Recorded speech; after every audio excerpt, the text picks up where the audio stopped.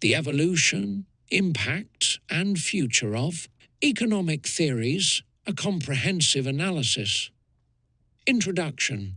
Economic theories serve as the foundation of government policies and influence the financial stability of nations, businesses, and individuals. These theories determine how economies allocate resources, distribute wealth, create jobs, and manage inflation. Over centuries, various economic theories have emerged, each addressing specific economic challenges, crises, and societal needs. Theories such as classical economics, Keynesian economics, monetarism, supply-side economics, and modern monetary theory (MMT) have shaped policy-making worldwide, affecting everything from taxation to social welfare programs. Beyond these mainstream theories, newer frameworks such as behavioral economics, post-Keynesian economics, ecological economics, universal basic income (UBI) theory, and degrowth economics are redefining the role of economic policy in addressing challenges like automation, climate change, and social inequality. Additionally, studying historical economic theories provides insights into the evolution of modern economies. This essay explores how economic theories emerged, their real-world applications, and their profound influence on everyday life. It also delves into emerging and historical perspectives, assessing their impact on global economic trends. Section 1, Pre-Modern Economic Theories, Economic Thought Before. The Classical Era. Economic Thought in the Middle Ages. During the Middle Ages, 5th to 15th centuries, economic thought was largely influenced by the feudal system, which dominated European societies. The economy was based on land ownership, where monarchs granted land to nobles in exchange for military service, and peasants, serfs, worked the land in return for protection and subsistence.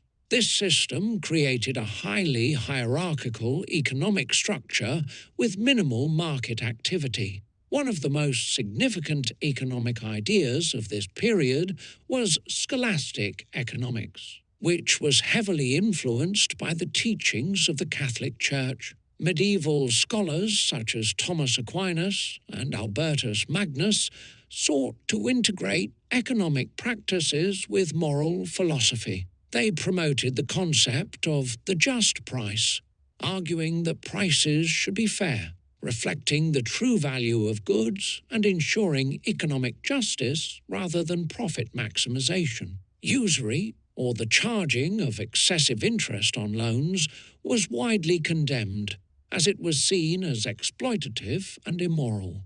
Guilds played a critical role in medieval economies by controlling trade and production standards. These organizations regulated wages, set quality standards, and limited competition to ensure stability within industries. This guild-based economy limited free market forces but provided security for artisans and workers. Mercantilism and the rise of state-controlled economies, 16th, 18th centuries.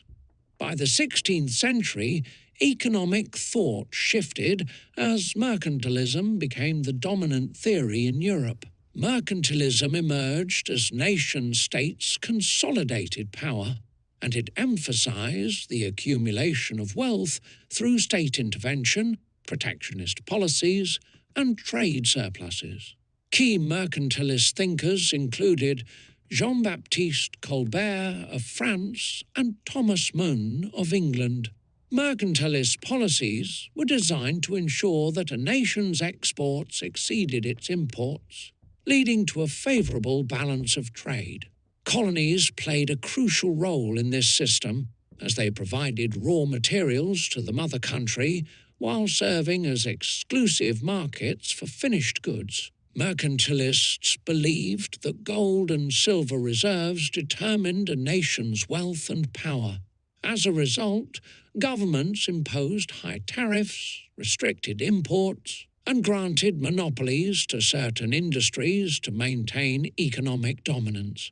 This led to fierce colonial rivalries and numerous conflicts, such as the Anglo-Dutch Wars and the expansion of European empires in the Americas and Asia. One of the major criticisms of mercantilism was its zero-sum approach to trade, where one nation's gain was seen as another's loss.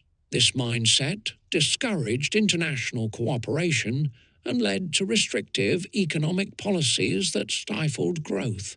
Eventually, the inefficiencies of mercantilism gave way to classical economic theories, which advocated for free trade and open markets. Pre-modern economic thoughts in non-European societies, while European economies transitioned from feudalism to mercantilism, other regions developed their own economic philosophies. In China, Confucian economic thought emphasized state-led economic management and moral responsibility.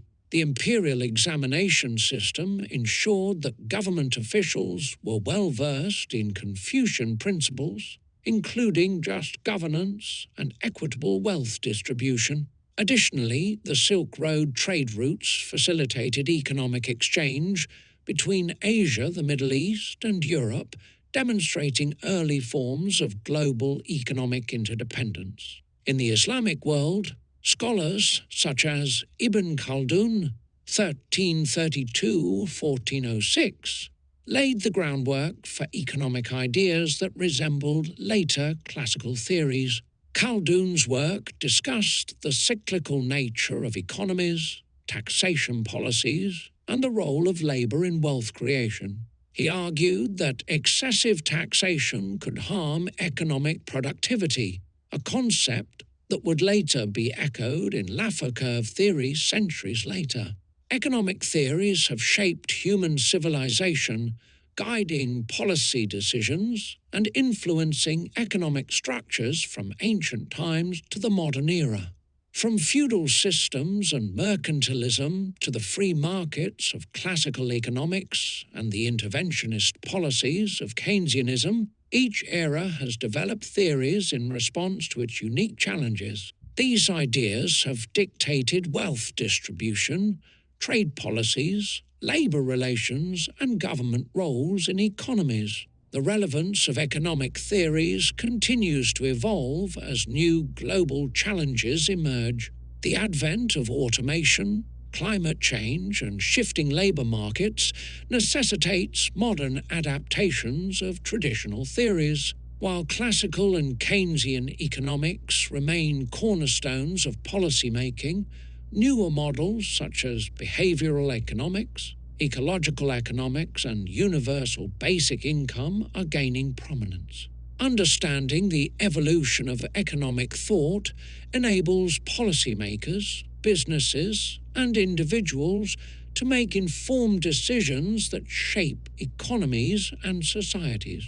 The balance between free markets and government intervention remains a crucial debate, and historical lessons can help strike an equilibrium that fosters both growth and social well-being. Ultimately, as the world continues to navigate economic uncertainties, integrating insights from multiple economic theories may provide the most effective strategy for achieving sustainable and equitable economic prosperity. Section 2. Major economic theories and their comparative analysis. 2.1. Classical economics, the birth of free markets, origins and key figures. Classical economics emerged in the late 18th and early 19th centuries, primarily shaped by the works of Adam Smith, David Ricardo, and John Stuart Mill. Adam Smith's seminal work, The Wealth of Nations, 1776, laid the intellectual foundation for market-driven economies and the concept of laissez-faire capitalism. Ricardo expanded on Smith's work, introducing the theory of comparative advantage, while Mill contributed further by discussing the role of utility and production in economic growth.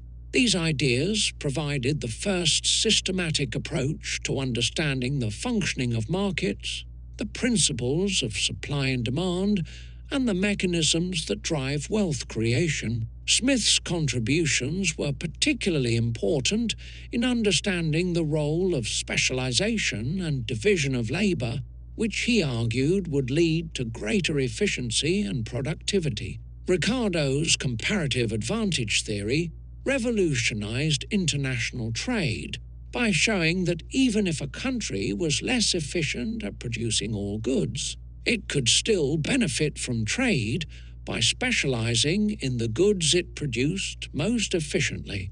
Mill expanded on these ideas, introducing the concept of market failures, recognizing that some economic activities might require government intervention to correct inefficiencies.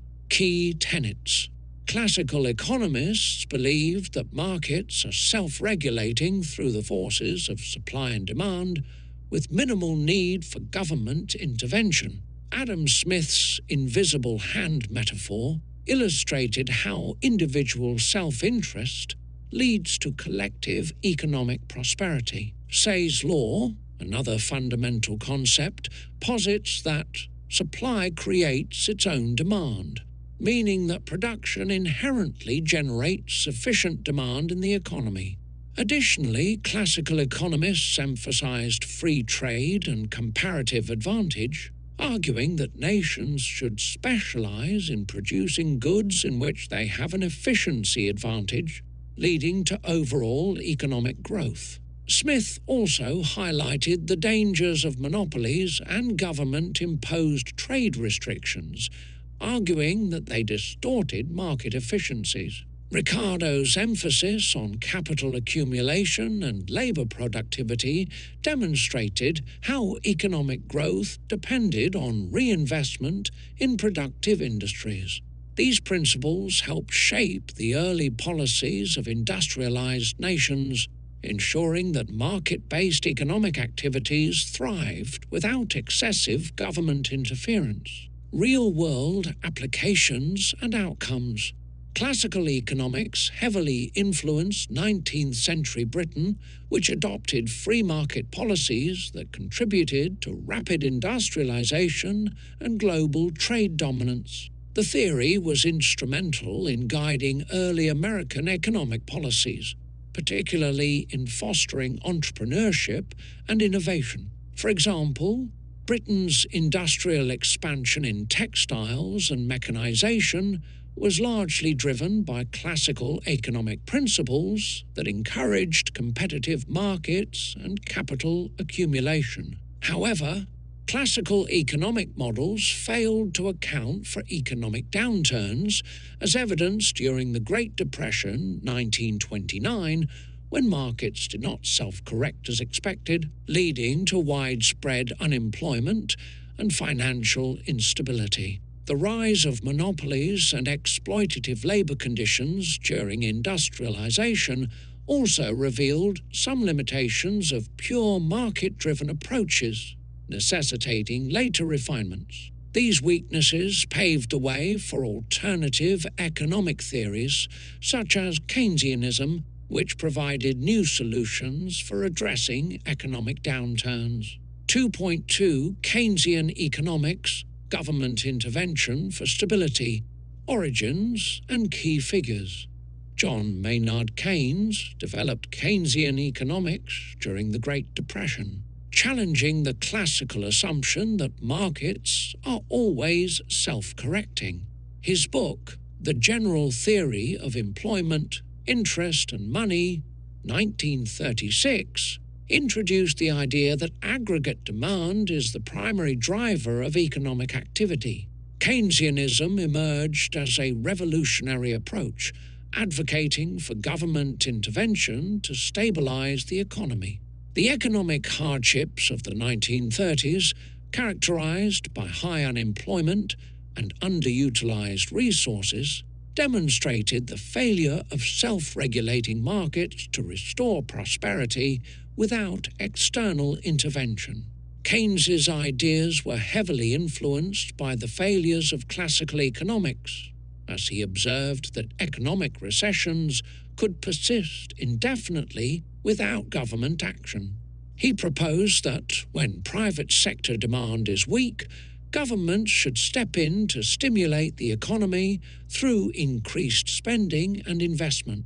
His theories also challenged the belief that wages should always be flexible, arguing that wage cuts could reduce demand further, exacerbating recessions. Key tenets.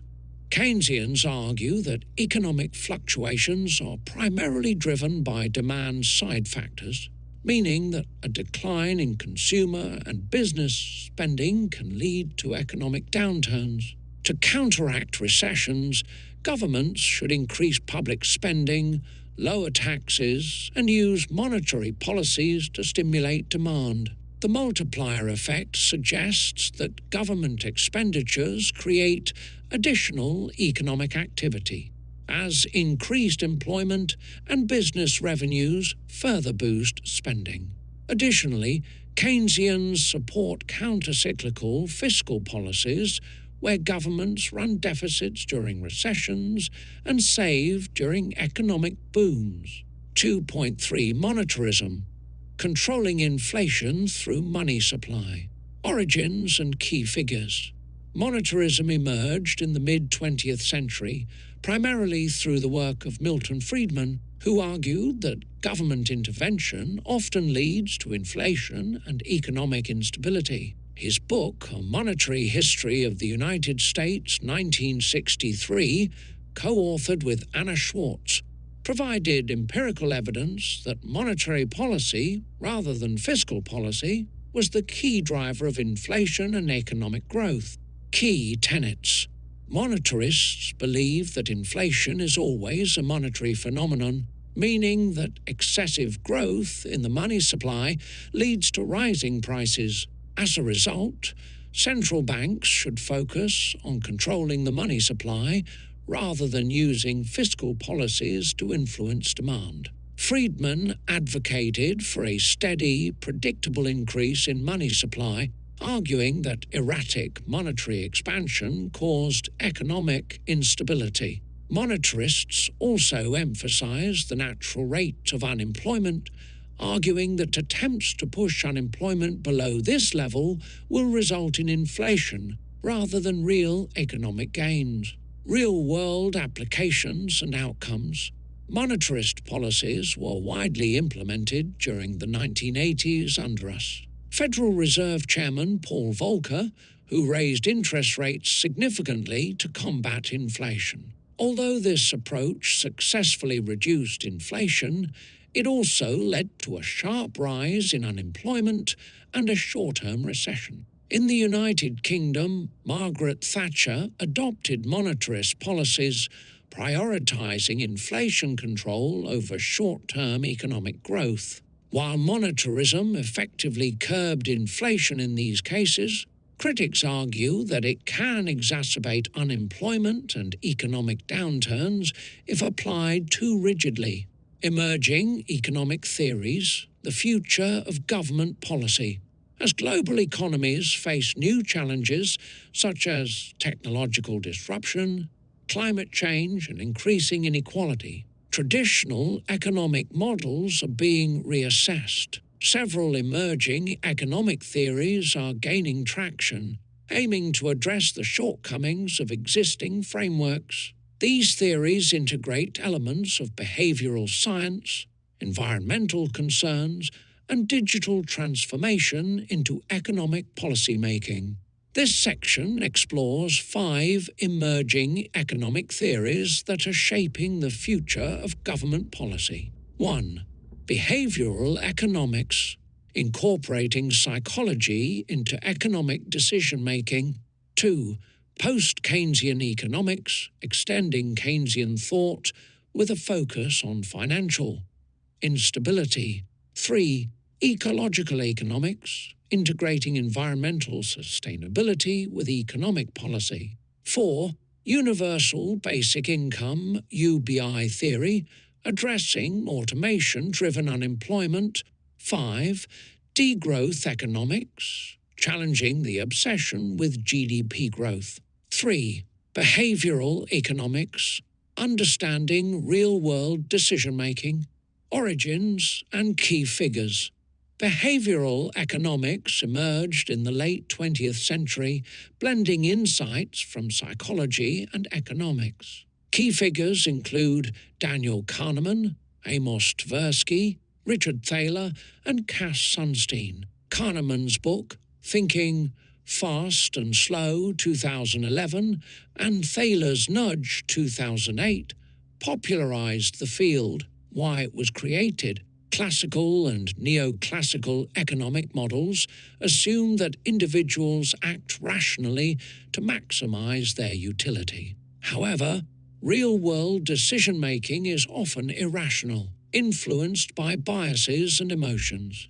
Behavioral economics was developed to explain why people make seemingly irrational financial and economic choices. Key tenets. Bounded rationality, people make decisions based on limited information and cognitive constraints. Loss aversion, people fear losses more than they value equivalent gains. Nudging small policy interventions, e.g. automatic retirement savings enrollment, can guide better decision-making. Hyperbolic discounting, people prioritize short-term rewards over long-term benefits, impacting savings and investment behaviors. Benchmarks for measurement. Consumer behavior studies track how policies influence spending and saving habits. Experimental economics uses controlled experiments to test decision-making models. Behavioral impact assessments measure how government nudges change public behavior. Countries that have used it and results. United Kingdom Nudge Unit 2010s used behavioral insights to improve tax compliance and encourage healthy living. United States Obama administration 2010s applied nudging techniques to increase retirement savings. Results. Behavioral interventions have successfully improved savings rates and public health behaviors, but are limited in scope compared to traditional policy tools. 3.2. Post-Keynesian economics, addressing financial instability, origins and key figures. Post-Keynesian economics evolved in the mid to late 20th century, building on Keynes' ideas while incorporating insights from Hyman Minsky, Joan Robinson and Paul Davidson. Why it was created. Traditional Keynesian economics focuses on demand management, but post-Keynesians argue that it ignores financial instability. Minsky's financial instability hypothesis explains how financial markets tend to create bubbles and crises due to speculative lending. Key tenets. Endogenous money theory. Banks create money through lending, meaning credit cycles drive economic activity. Minsky moments. Financial crises arise when speculative booms collapse. Demand-led growth. Private sector debt and financial markets heavily influence long-term economic trends. Benchmarks for measurement. Debt to GDP ratios measure systemic risk from excessive credit expansion. Financial market indicators assess speculative excesses and bubble risks. Government intervention in financial stability evaluate central bank policies to prevent crises. Countries that have used it and results.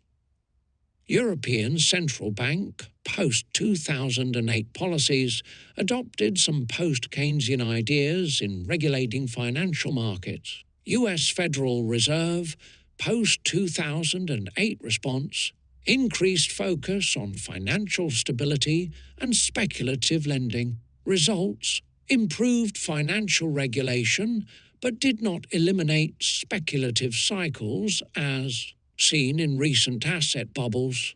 3.3. Ecological economics, prioritizing sustainability, origins and key figures. Ecological economics developed in the late 20th century as an alternative to traditional growth-driven models. Key figures include Herman Daly, Nicholas Georgescu-Roegen, and Kate Raworth, Donut Economics, 2017. Why it was created. Neoclassical economics treats environmental resources as externalities rather than fundamental constraints. Climate change, resource depletion, and biodiversity loss have highlighted the unsustainability of growth-focused policies. Key tenets: sustainable scale, economic activity should not exceed environmental limits. Donut economics: the economy should balance between social needs and planetary boundaries. Circular economy: shifting from a wasteful linear economy to a regenerative model. Benchmarks for measurement: carbon footprint and resource consumption measure sustainability.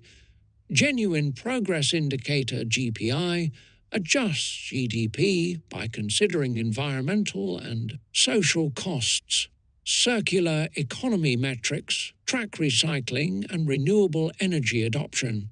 Countries that have used it and results. European Union Green New Deal integrated ecological economic principles into sustainability policies. Costa Rica Sustainable Development Model prioritized environmental protection. Alongside economic growth, results: some successes in reducing emissions and promoting sustainability, but scaling remains a challenge. 3.4 Universal Basic Income (UBI) theory, responding to automation. Origins and key figures. UBI proposals date back to Thomas Paine, 18th century, but gained momentum with modern advocates such as Andrew Yang, Guy Standing, and Philippe van Parijs. Why it was created. With automation and AI threatening jobs, UBI seeks to provide a guaranteed income to all citizens to maintain economic stability and reduce poverty. Key tenets: unconditional payments: all citizens receive a basic income regardless of employment. Automation tax: fund UBI through taxes on AI and robotic productivity. Economic security: ensures a financial safety net in times of rapid job displacement. Benchmarks for measurement: employment and labour force participation evaluates UBI's effect on work incentives. Poverty and inequality metrics tracks income redistribution impact. Consumer spending assesses how UBI affects economic demand. Countries that have used it and results. Finland experiment showed increased well-being but limited job creation effects. US California pilot programs provided positive impacts on financial security. Results: UBI improves financial stability but faces funding and political feasibility. Challenges: 3.5 Degrowth economics, rethinking the growth paradigm. Origins and key figures. Degrowth economics emerged in the 21st century, led by scholars like Serge Latouche and Giorgos Kallis. Why it was created. GDP growth has negative environmental and social consequences. Degrowth argues for reducing consumption and production to improve well-being and sustainability. Key tenets: reducing consumption, shift away from materialism, shorter work weeks, improve quality of life with less emphasis on productivity, localized economies, prioritize local and cooperative production, benchmarks for measurement. Human Development Index, HDI, measures well-being beyond GDP. Ecological footprint tracks environmental sustainability. Work-life balance metrics evaluate social benefits. Countries that have used it and results. Bhutan Gross National Happiness Index prioritizes well-being over GDP. Spain and France work-week reduction experiments show improved quality of life. Results reduces environmental impact, but faces political resistance due to economic slowdown concerns. Emerging theories challenge traditional economic models and offer new tools to address 21st century challenges. While behavioral economics and post-Keynesianism refine existing frameworks, ecological economics, UBI, and degrowth propose radical shifts in policy priorities. Policymakers must integrate these insights to build resilient and sustainable economies. Conclusion: economic theories have shaped human civilization, guiding policy decisions and influencing economic structures from ancient times to the modern era. From feudal systems and mercantilism to the free markets of classical economics and the interventionist policies of Keynesianism, each era has developed theories in response to its unique challenges. These ideas have dictated wealth distribution, trade policies, labour relations, and government roles in economies. As the global economy evolves, the relevance of economic theories continues to shift.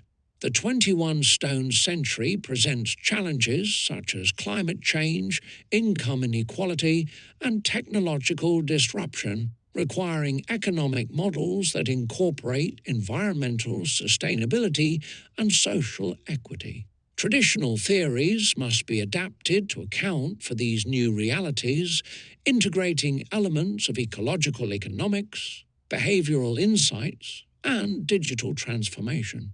Moreover, the rapid advancement of artificial intelligence and automation poses questions about the future of work and income distribution. Universal Basic Income, UBI, is gaining traction as a potential solution, ensuring that individuals have financial security in an increasingly automated world. Similarly, degrowth economics challenges the conventional pursuit of GDP growth, advocating for a sustainable economy that prioritizes human well-being over material consumption.